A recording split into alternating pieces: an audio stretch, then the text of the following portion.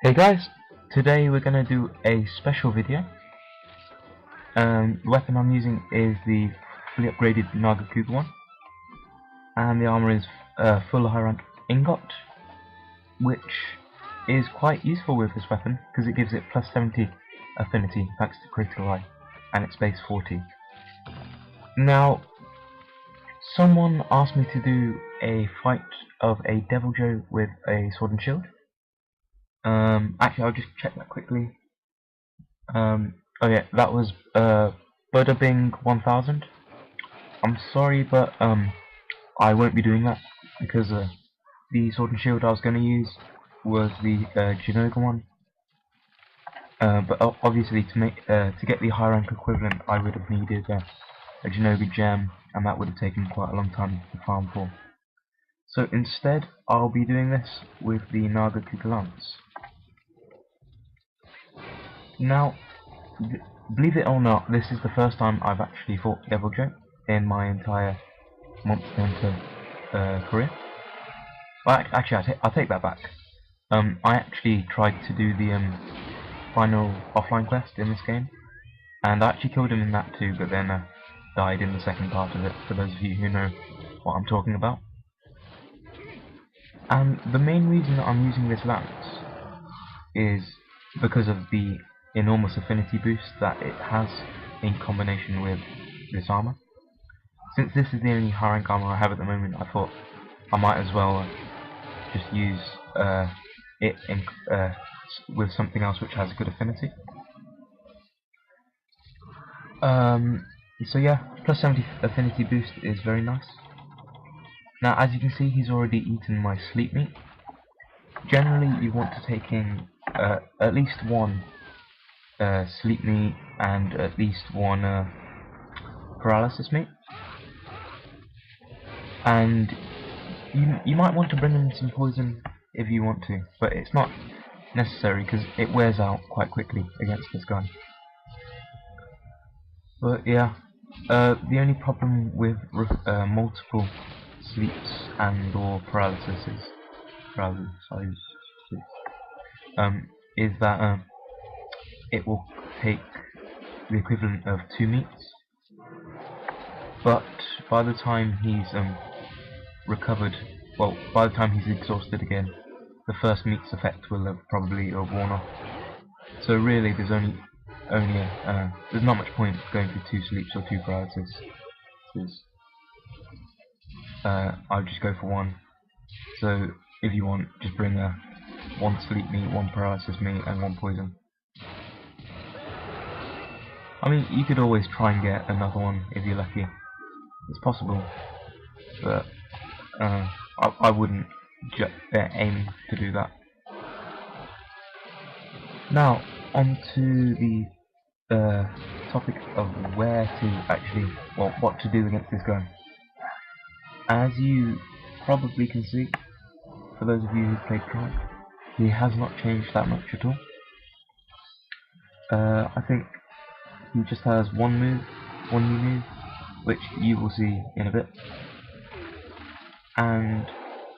But a major change is his Dragon Breath. Obviously, those of you who've played Try will know that it's a very unique attack in that it's in an arc shape, and it's quite hard to guard if you don't know what you're guarding against.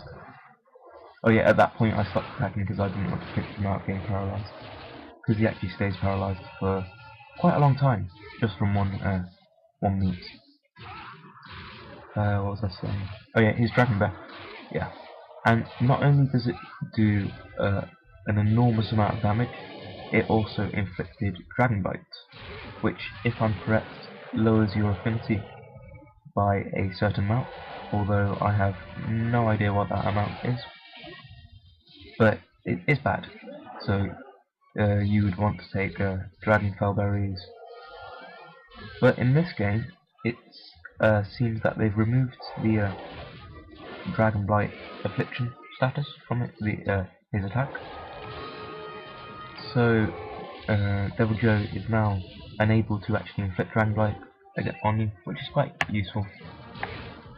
I mean, And if you are going back to play Try, and you're using a setup which has high affinity, you will want to make sure you get rid of that dragonblight quickly, because obviously the affinity will probably be a main part of the strategy.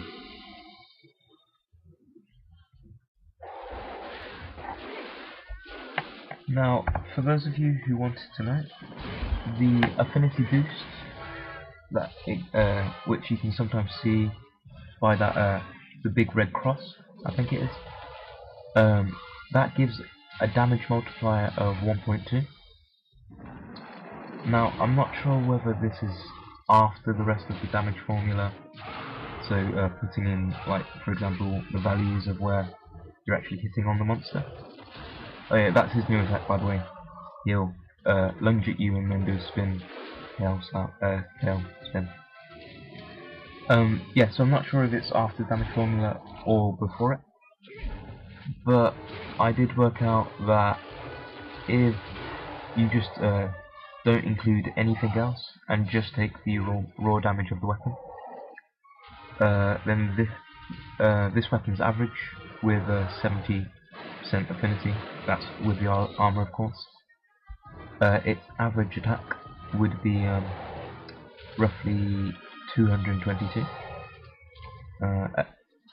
Again, that's after using the armor sphere upgrade, because its base is 180, but you can raise that by 15 to make it 195. And what this means is, thanks to the 70% affinity, it means that roughly out of 10 attacks, 7 of them should be criticals.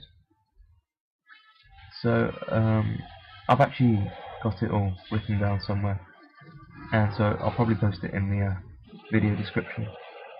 But it was something like, if you did all critical hits, then this weapon's damage would actually be 234, I think. But because it's only 70% and not 100%, it's only 222, which is still a massive damage boost. What's that? Almost 30 damage extra, which is actually a lot in this, quite a lot in this game. Now, as you just saw, I got the first break on his face. You can actually break his face twice. The first one, if you can just see, is that the teeth on his lower jaw are chipped slightly. And the second one, which I do get later, is there'll be a noticeable scar on his, I guess you would say his upper lip, if not, it actually goes in between his eyes, I think. Oh, you'll see it later. And at this point, I'm not sure if he just got exhausted, I think he might have, but I got a knockover on his legs, so I'm just taking advantage of that. Now, I wasn't really intending to go for the tail. I was just going to go for the his stomach, because that is his weakest spot. And I believe you can actually scar his stomach similarly to Nargacuga in Try. But like I've said, I haven't fought him that much, so I don't really have any evidence personally to back that up. By the way, that's a nice another knockover. For those of you who are watching and are wondering why the tremor effect is not hitting me, the actual radius from his foot stamp has been reduced by a fairly significant amount. His jump attack, where he goes to eat you, will still get you quite easily, but you should be able to avoid his foot stamp effect quite easily, especially if you have evasion skills, or if you just counter like I am doing most of the time. Another bonus of this weapon is that it has white sharpness, which gives it, I think, okay, I can't remember, but it gives it a damage boost think it's similar to attack up medium, maybe a bit more. But from the green sharpness, I think that is. Might be yellow, but still, that's a decent enough damage boost. And combined with this armor also has speed sharpener.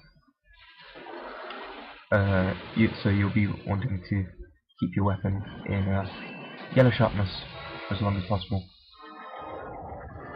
And of course there's a Bullfango in this area who, because he's programmed to, he will just charge you into the Deviljho. I think he does it one more time and then I just get annoyed and kill him. Yeah, he's not really going to survive long against this lance. Because, if you did want to use a weapon which wasn't reliant on affinity against Deviljho, I would recommend either a Janoga weapon or a one of the gen weapons which has dragon element, as he is weakest to dragon and thunder, and I believe they're that gen weapons are the only dragon ones at this point in the game. Oh, obviously there's the ancient and ancient shard and rough shard weapons, but I'm not going to count those because you can't. Well, you can farm for them, but they're mainly based on luck to get. And yeah, it seems that roughly half of the gen weapons in this game give dragon element. I mean, his bow's quite nice, gives a little bit of dragon, so you might consider doing grabbing that if you like bows and are going online with people. And I had no reason for placing that bomb, that was purely by accident. But yeah, doesn't really matter. I've got like 50 more in my box. And you really do not want to be pinned down by this guy. As you've seen a couple of times, his jump attack. Basically, if you get hit by that, that is get full on hit by it. It's the same as the Rathian or Rathalos clawing you, and then they start to eat you. Except he will eat you at a much faster rate. See, now putting the meat down wasn't the best idea, because at this point he's in rage mode, and he's pretty annoyed with me, because I've been 13 his face and stomach. And the sleep meat which he ate will not actually be any use at all, because it will wear out by the time he next becomes exhausted.